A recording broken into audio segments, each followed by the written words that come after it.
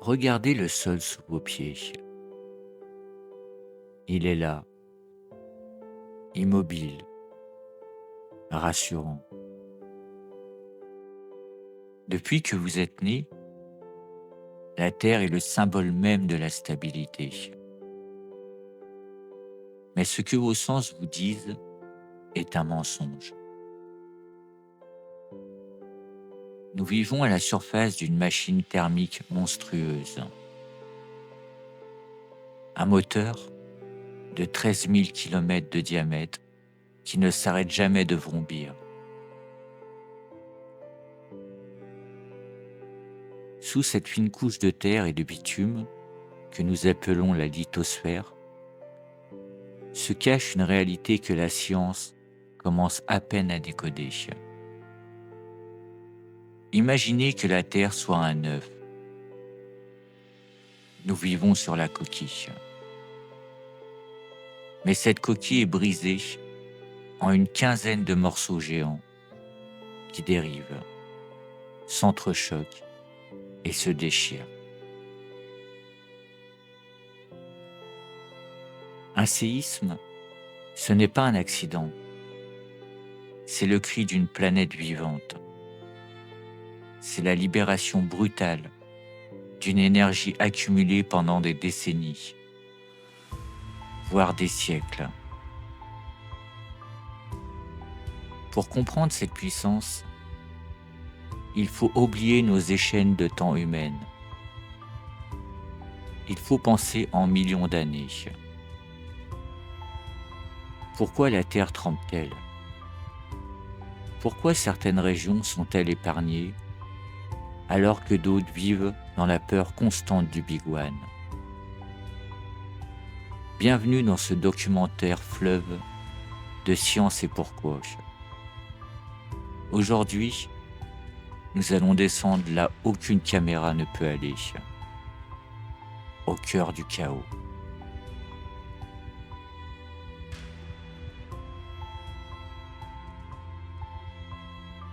Pourquoi la Terre ne se refroidit-elle pas simplement pour devenir une boule de roche morte, comme Mars? Pour comprendre les séismes, ils font plonger vers le noyau, à 2900 km de profondeur. La température atteint 5500 degrés Celsius. C'est presque la température de la surface du Soleil. Cette chaleur a deux origines fascinantes. La première est la chaleur primordiale. C'est l'énergie emprisonnée lors de la formation de la Terre il y a 4,6 milliards d'années, quand des milliards de météorites se sont fracassés pour créer notre monde. La Terre est comme une pomme de terre sortant du four. Elle met un temps infini à refroidir. La seconde origine, c'est la désintégration radioactive. Des éléments comme l'uranium-238, le thorium-232 et le potassium-40 se désintègrent dans le manteau, libérant une chaleur constante. Cette chaleur crée ce que les géologues appellent la convection montélique. La roche chaude, devenue moins dense, monte lentement vers la surface. En haut, elle se refroidit, devient plus lourde et replonge. C'est un tapis roulant de roches solides, mais visqueuses.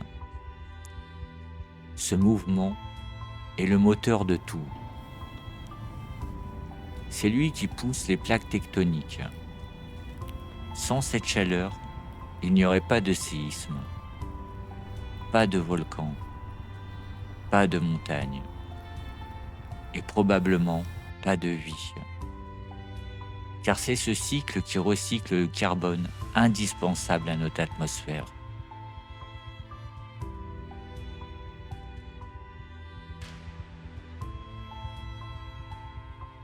Entrons dans la physique pure. Pourquoi la Terre ne glisse-t-elle pas doucement? Pourquoi doit-elle casser? Tout repose sur une découverte faite après le séisme de San Francisco en 1906 par le scientifique Harry Fielding Reid. Il a formulé la théorie du rebond élastique. Imaginez deux plaques tectoniques, comme la plaque pacifique et la plaque nord-américaine. Elles veulent avancer de 5 cm par an, mais elles ne sont pas lisses. Ce sont des masses de granit et de basalte rugueuse. Elles s'accrochent. On appelle cela le verrouillage sismique. Pendant que la plaque est bloquée, elle continue de pousser. La roche se tord. Elle se déforme de manière élastique, comme une règle en plastique que vous pliez. L'énergie s'accumule. On appelle cette énergie l'énergie de déformation. Plus le temps passe, plus la tension est forte. Et un jour, la contrainte dépasse la résistance de la roche. C'est ce qu'on appelle le point de rupture. La faille lâche. En une fraction de seconde, la roche reprend sa forme initiale, mais elle a bougé de plusieurs mètres. C'est ce mouvement brutal qui envoie des ondes de choc à travers tout le globe. Un séisme, c'est littéralement la Terre qui claque, comme un élastique géant.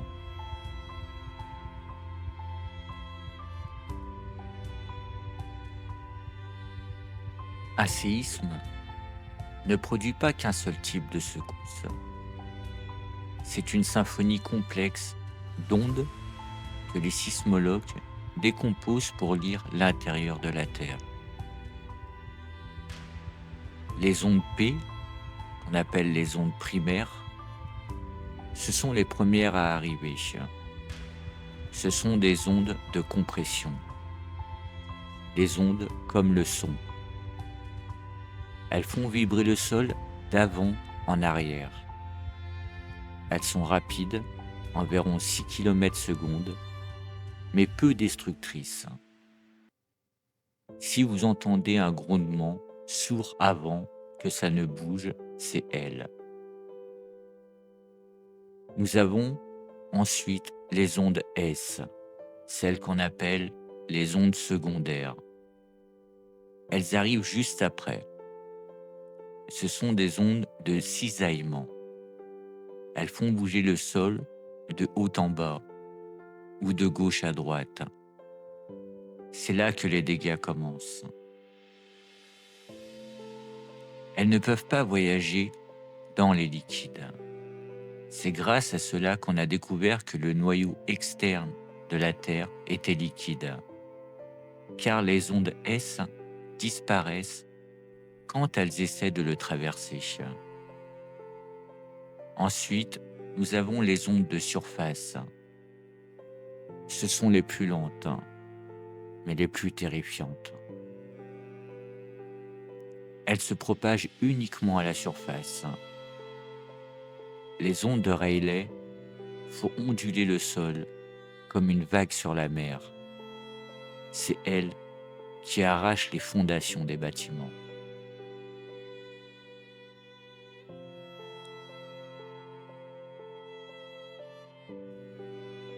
Ne confondez jamais magnitude et intensité. La magnitude, mesurée sur l'échelle de magnitude de moment, qui a remplacé l'échelle de Richter pour les gros séismes, mesure l'énergie totale libérée à la source. C'est un chiffre unique pour un séisme. Rappelez-vous, c'est une échelle logarithmique. Quand vous passez de 6 à 7, l'amplitude de la secousse est 10 fois plus grande. Mais l'énergie libérée est 32 fois plus importante. Un séisme de magnitude 9 libère autant d'énergie que le monde entier en consomme en un an. L'intensité mesurée sur l'échelle de Mercalli décrit ce que les gens ressentent et les dégâts observés. Elle dépend de votre distance par rapport à l'épicentre et de la qualité du sol. Si vous êtes sur du rocher solide, vous sentirez moins la secousse que si vous êtes sur du sable mouillé. C'est ce qu'on appelle l'effet de site. C'est pour cela que lors du séisme de Mexico, en 1985, des immeubles se sont effondrés à 400 km de l'épicentre. La ville était construite sur un ancien lac et les sédiments mous ont amplifié les ondes comme une caisse de résonance.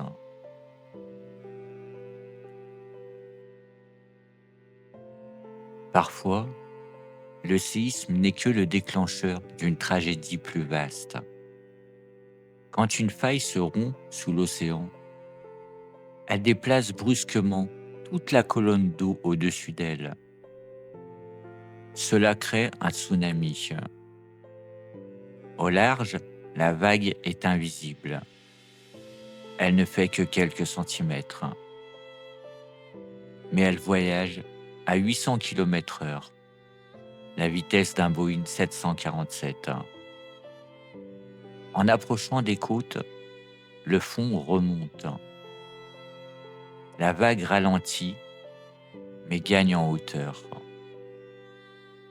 Ce n'est pas une vague qui casse, c'est le niveau de la mer qui monte de 10, 20 ou 30 mètres sans s'arrêter. Un autre phénomène terrifiant est la liquéfaction des sols. Lors de secousses prolongées, l'eau contenue dans les sols sablonneux ou argileux est mise sous pression. Les grains de sable ne se touchent plus. Le sol perd toute résistance et devient un liquide. On a vu des immeubles entiers s'enfoncer verticalement dans le sol ou basculer sur le côté comme s'ils flottaient sur de la boue. C'est un rappel brutal, mais le sol sous nos pieds est une illusion de solidité.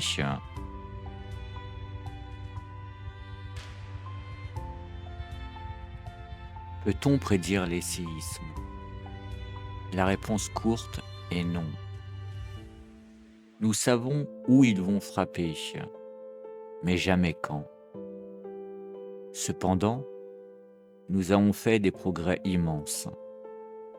Aujourd'hui, grâce au système d'alerte précoce, on peut détecter les ondes P et envoyer un signal radio aux villes avant que les ondes S destructrices n'arrivent.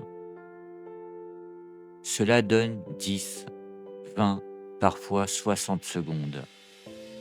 C'est assez pour arrêter les trains à grande vitesse, couper le gaz et se mettre à l'abri. Vivre sur une planète active est notre destin. Nous ne sommes pas des victimes impuissantes. Nous sommes une espèce capable de construire des tours de 800 mètres qui résistent aux colères de la Terre. La science ne nous donne pas le pouvoir d'arrêter les plaques, mais elle nous donne celui de comprendre le monstre. Merci d'avoir suivi ce long voyage au cœur de la Terre. Si ce format documentaire vous plaît, n'oubliez pas de soutenir Science et Pourquoi. Restez curieux, restez vigilants et à très bientôt pour un nouveau Pourquoi.